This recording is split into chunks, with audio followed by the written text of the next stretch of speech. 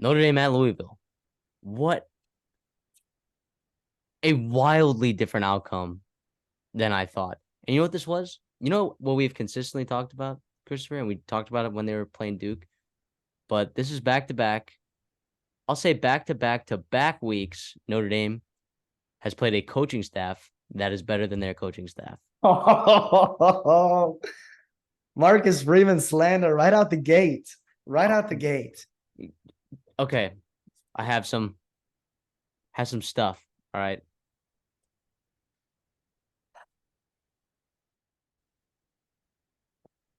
I know Louisville's run defense has been good this year.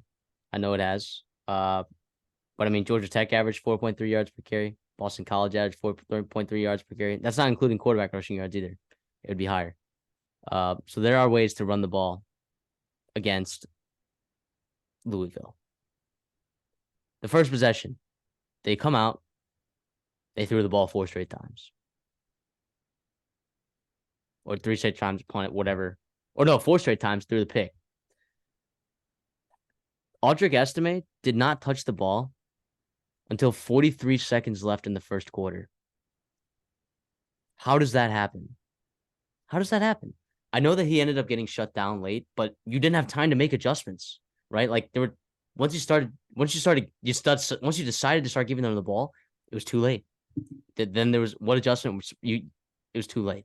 You were already down. And real quick to interject here, like part of a running back, a feature running back, the beauty of him at 5'11, 227 pounds is for him to lean on a defense and to get going in the second half when he plays his best football against a beat up defense. You don't even give him a chance to do that.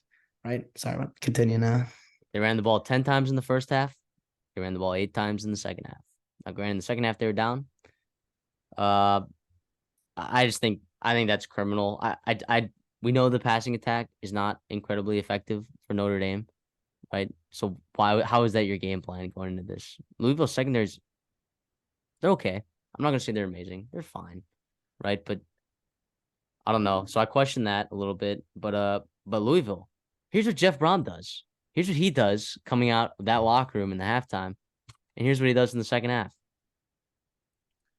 They fumbled on the first play, right? That led to only a Notre Dame field goal, by the way. Field goal, touchdown, touchdown, field goal, field goal, field goal. That's how he ended the game. Points, points, points, points, points, points, points. Finding ways to get downfield and get points. Because he's Jeff Brom. Because he can. Like, that's what he does. That's what he figures out. That's what he does. Jack Plummer did not have a special game. And in my head, I'm like, oh boy, if Louisville's going to win this game, Jack Plummer's going to have a special game. That's how that played out in my head. Did not need to happen, apparently. Even Jawar Jordan, I'd say, didn't even have like an incredible game until that big run that he broke off.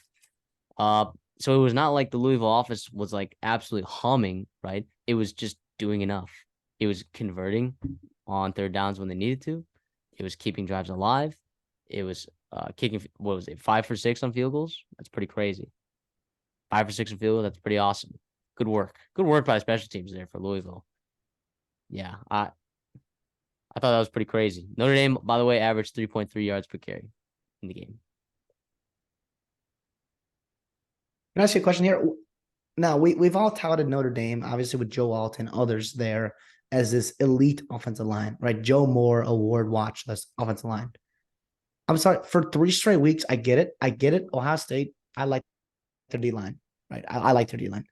But no offense to Duke and to Louisville, respectively. Like, you should be able to lean on them. You should be able to go into their opposing buildings, right? The running game always travels. Defense and running game travels really, really well. And it just didn't, honestly, the past 2 weeks. So, like, is it a coaching problem that they just don't run the ball? Or is it that this O-line maybe isn't as good as we think it is? And the Notre Dame coaching staff knows it. And they're trying to ride Sam Hartman as long as they can. And I don't know. I think it's a really important question that we have to ask because of the rest of Notre Dame's schedule, right? In terms of the playoff hopes that we thought they had, right? With maybe USC be able to host them and out physical them, and maybe they still will, but like with Clemson and even Wake Forest, very disappointed in that group. I don't even blame Sam Hartman, right? I picked Louisville to win this game, right? We in our preview, talked about the schedule dynamics, right? These are college football kids, and a third straight week of getting up is not easy. Getting up for big games, especially when it's the third straight week of the other teams getting up for their big game, right? Ohio State, this was their big game. Duke, this was their big game. Louisville, this was their big game. That these teams all circled on a calendar, especially in the month of September and October, that they wanted to go in and win. And, obviously, Ohio State and Louisville were successful, and Duke could have been too. But yeah, I do want to give credit to Louisville, though. I think their D-line, I thought their D-line played pretty darn well, right? They were in Sam Hartman's face a lot. And obviously the rushing game for Notre Dame didn't get started at all. But like in the second half, this looked like a team that was tired. They made mistakes. They turned the ball over. They got ran on, like Johar Jordan, right? And others had a really successful second half. First of all, Jamar Thrash is a really good football player, right? I hope the whole world saw that, right? A primetime game with Notre Dame. He's very, very good. He's unbelievable. He'll make a lot of money on Sundays, I believe. But also looking ahead for Louisville, man, are they going to go 12-0? Right? Like that's not crazy. And I don't overreact, right? I don't overreact. It's Monday. I'm not overreacting. Okay. But they play Duke, right? Which I think is their toughest game left. But if Duke doesn't have their quarterback in Riley Leonard, that's an entirely different football game, right? I think we all agree on that. And then you go to Miami right at the end of the year, and Kentucky, who's not very good, I don't think, in my opinion. Right? Yeah, I can't tell you that this team's gonna go 12-0. Like it's hard to wrap my head around. Like a team that goes 12-0 with Jack Plummer as their quarterback. That's not like disrespecting Jack Plummer. That's just like 12-0. Like that is elite with this schedule. Even like Miami is a really good football team. We'll get to them later and how they lost, which I'm still confused about how they lost. But Jack Plummer, he's not that elevated, right? He's not going to add that. He's not going to bump your team from 9-3 to 12-0, right? And I'm not gonna compare Jack Plummer to Max Duggan, but like, did anybody see TCU going 12-0? Right? People picked Louisville because they had an easy schedule, and like they beat Notre Dame, right? And Duke and Miami, like it's not crazy if they go to 12-0, and let's say they somehow beat whoever's in the AC championship game, they're gonna get rolled.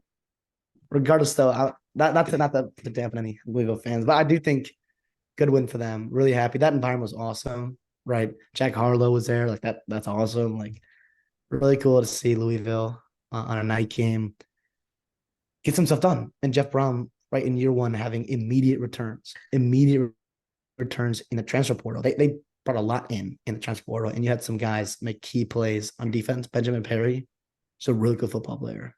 Right, he's a safety you got from Florida, I believe, unless I'm totally mistaken. But yeah, but I'll say this: there are two elite offensive lines in college football. All right, Michigan and Oregon State, from what I've seen. So let's stop pretending that Notre Dame and Penn State are elite offensive lines. I'm done pretending. I'm done pretending. Yeah, we cannot continue to hold on to these off-season truths that we all convinced ourselves. We're guilty of it too. We both were high on Notre Dame's O-line, and I was really high on Penn State's O-line. But I was high on Bama's offensive line. Exactly. The reality is we've seen 5 to 6 to 7 in Notre Dame's case games and evidence and like data that shows that that's not true. And yes, the potential is there, sure, but sometimes it's hard. It's very hard to fix problems mid-season. Ask any college coaching staff. Very hard to do so.